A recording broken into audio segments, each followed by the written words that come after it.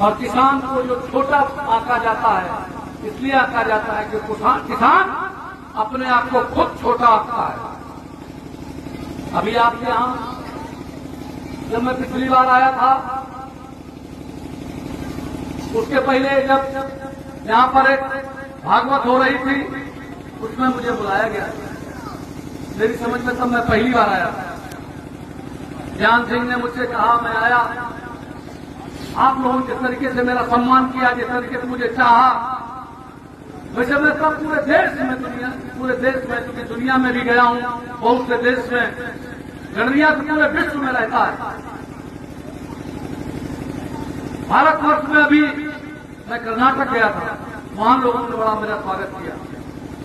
आप लोग सब मुझे चाहते हो। चाहते क्यों हो? इसलिए कि हम तुम्हें चाहते हैं, इसीलिए तुम हमें चाहते हो। दोनों तरफ से होता है। मैंने अभी माता जी के उसमें जो वहां बात कही, तो मैं गणरिया की कोख से पैदा जरूर हुआ हूं, मैं गणरिया कौम में पैदा जरूर हुआ हूं, लेकिन मैं जातिवादी नहीं हूं, मैं सत्यवादी हूं, मैं पक्षपाती नहीं हूं। मैं सारे लोगों को चाहता हूं, सारे समाज को चाहता हूं। मेरी राजनीतिक उत्पत्ति प्रधान के रूप में हुई और निर्विरोध प्रधान के रूप में हुई, जिसमें सब समाज के लोगों ने मुझे प्रधान चुना। मैंने अपने जीवन में कभी पक्षपात आंख नहीं किया है, मैं आपको गंभीर बात कहता हूं।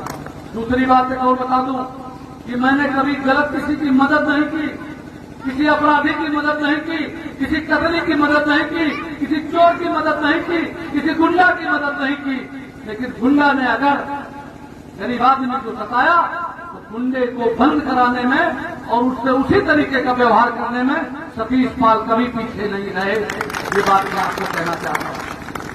और आज मैं आपसे एक बात और कहना चाहता हूं दोस्तों, अभी मैं 5 दिसंबर को, दिन मंगलवार को, आज तारीख 21 है,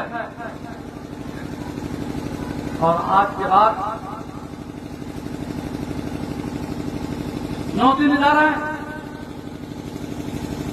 और 1 महीना उधार है, और 5 दिन बाद में, तो 1 महीना 13-14 दिन बाद 1 महीने कार्यक्रम रख लिया है दिल्ली के तालकटोरा स्टेडियम में। ये इतने आदमी अगर दिल्ली में बैठ करके भाषण होने लगे और मैं इसी तरीके से बोलने लगूं और वहां का अगर टेलीविजन दिखा दे, जितना इलेक्ट्रॉनिक मीडिया और सारे मीडिया अगर दिखा दे, तो सतीश पाल पूरे विश्व के नेता हो जाए, पूरे हिंदुस्तान के नेता हो जाए। और अगर आपकी समस्या वहां से उठ जाए तो वो समस्या जरूर हल हो जाए। लेकिन यहां कौन देखता है कि अगर सोलर प्लांट के लिए लोग आए, उन्हें अगर जमीन लेनी है तो वो चाहते हैं कि जमीन ध्यान से मनावे, वहां से नाप ले। हमारे सामने बैठे हैं ये नहीं, हाँ भोले राम जी बैठे हैं, और आपने से जमीन बराबर की थी, उसका वो पैसा वो लगा दिए और बड़ा वो कर रहे। तब मैंने बात की, जाने क्या हुआ मुझे पता नहीं है, लेकिन किसी की औकात नहीं जिसके खिलाफ कोई काम करते। भोले राम जी की जमीन वहां से जब खत्म हो रही है और मेन रोड की अगर जमीन है तो आप ले नहीं सकते, क्योंकि मेरे डीएम से बात हुई थी। यहां से पूर्व सांसद और आप जिला पंचायत अध्यक्ष यहां में बैठा हुआ था, वहीं से बात हुई थी।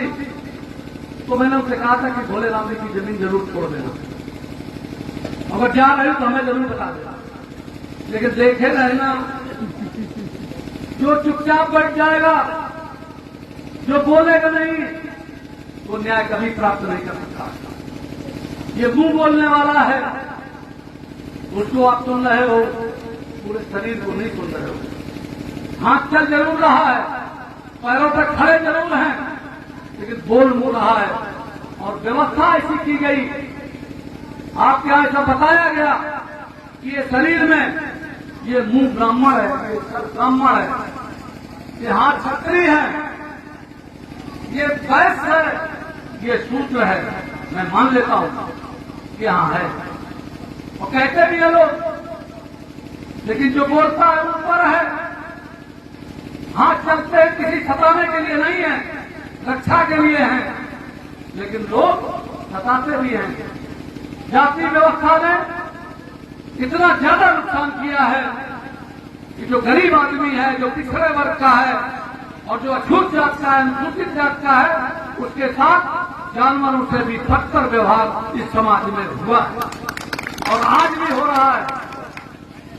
भारतीय जनता पार्टी में मैं हूं, पहले भी था, बीच में बहुजन समाज पार्टी में गया और मंत्री बना। आज मैं जानता हूं कि भारतीय जनता पार्टी की आवश्यकता है। देश पर खतरा है। मैं आपका बेटा हूं, आपका भाई हूं, पढ़ा लिखा नौजवान हूं और दुनिया के तमाम देश हमने देखे, हमको कोई बेवकूफ नहीं बना। न मेरे सामने मुझे ना तो पद की लालच है, ना मुझे पैसे का लालच है, ना मुझे किसी चीज की लालसा है। अगर लालसा किसी चीज की है तो सिर्फ यह है कि सामाजिक न्याय हो और बराबरी का व्यवहार हो, किसी के साथ कोई अन्याय न हो, न किसी का कोई शोषण हो। और इसके लिए सहयोग की एक जरूरत है। आपका अकेला अकेला भाग नहीं फोड़ सकता, 30 साल अकेले नहीं कर सकते कुछ काम। कौन करेगा? आप सबके सहयोग से होगा। मैंने अभी एक संस्था बनाई, उसका नाम है राष्ट्रीय पाल बघेल गार्डरी लोग रहते हैं राजस्थान में, मैं भी राजस्थान में भी था, इसलिए मैंने उसमें प्रधान जी गार्डरी शब्द जोड़ दिया। गड़रिया इसलिए जोड़ दिया है कि मेरा पूरा जीवन हो गया। मैं तमाम सम्मेलनों में, तमाम रैलियों में, तमाम जगह जब जाता हूं, देखता हूं कि पूरी रैली हो जाती है, गड़रिया शब्द का कोई नाम नहीं लेता, क्योंकि गड़रिया ही अकेले नहीं, बैकवर्ड के, पिछड़े वर्ग के, किसानों के, अनुसूचित जाति की जितनी भी जातियां हैं, उन सब जातियों को अपनी जाति का मूल नाम लेने में बहुत संकोच होता है। हिचकिचाहट होती है, चकचाहट होती है, घबराहट होती है, शर्माहट होती है। अगर तुमने किसी कठेरिया धान कह दिया तो लाठी लेके नहीं दौड़ता, बात बहुत बुरा मानता है, अंदर से बहुत बुरा लगता है। और किसी अगर पाल को तुमने गड़रिया अगर कह दिया तो लाठी लेके नहीं दौड़ता, बात बाकी उसको बहुत बुरा लगता है। अब आप समझो, सत्य का ही सार है, सत्य की ही मार है, बाकी सब बेकार है। और सत्य क्या है कि जब धानुक को कठेरिया कह दो तो सम्मानित महसूस करता है। उसमें कठेरिया में 4 शब्द हैं और पाल में भी 4 शब्द हैं, गड़रिया और कठेरिया और गड़रिया। तो पाल को गड़रिया कह दो तो लाठी लेके दौड़ता है, और अगर धानुक को कठेरिया कह दो तो तुम्हें गले से लगाता है। इन शब्द के अंतर को आपको समझना पड़ेगा दोस्तों। ये शब्द ही सार है, शब्द की ही मार है, बाकी सब बेकार है। मुझे आज जिस तरीके से माई के दरबार में मैं आया, मैं आपको उनके बारे में बताना चाहता हूं। इन 9 दिन का जो नवरात्रि का संध्याकाल में जब सीजन बदलता है, जब जाड़े से गर्मी आती है चैत के महीने में, तब नवरात्रि का त्योहार आता है। और जब बरसात से जब जाड़े का सीजन आता है, इस समय भी नवरात्रि कुंवर के महीने में होती है। इस समय ये क्यों करा जाता है? क्योंकि सीजन बदलता है। आप उपवास करके, आप आध्यात्मिक शक्ति अर्जित करके आप अपनी शक्ति को बढ़ाएंगे, उसमें उपवास करते हैं। लेकिन उसी में अगर आपने तमाशो खाई,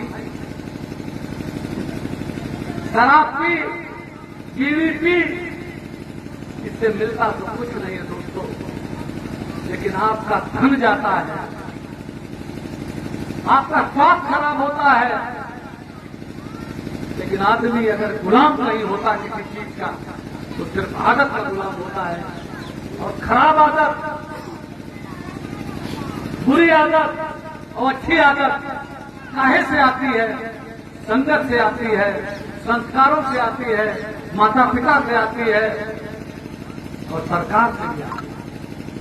सरकार को चाहिए, वहां चाहे जितनी सरकार हो, मैं सब सरकारों को कहना चाहता हूं कि उन्हें इन मादक पदार्थों को नहीं बिचवाना चाहिए। जब चाइना में बहुत अफीम खाई जाती थी, पी जाती है, अब तो कुछ कर दो, अरे क्या करो, जमीन में डाल, थोड़ा तो ध्यान रखो, कर दो, शर्माओ नहीं, अपना बोला रखो, डाल दो, खत्म कर दो, डाल दो। ये अगर किसी भी मैं तंबाकू के बारे में आपको बताना चाहता हूं दोस्तों, सिर्फ आप एक काम करना कि जो पागलों का डॉक्टर होता है उसके पास सिर्फ चले जाना, तो सबसे पहले आपको तंबाकू मना करेगा। क्योंकि गांव का आदमी,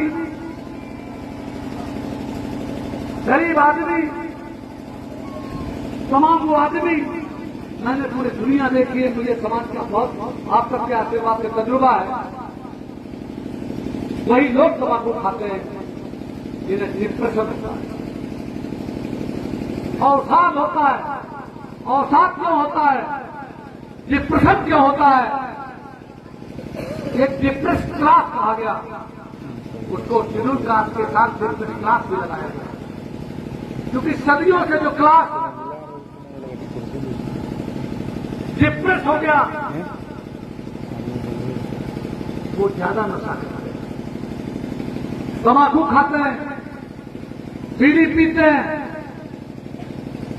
जहां पर आपको पान खाना, पान का पत्ता अमृत है, क्योंकि देवताओं को चढ़ाया जाता है, आपकी सुपारी भी अमृत है, वो भी देवताओं को चढ़ाई जाती है।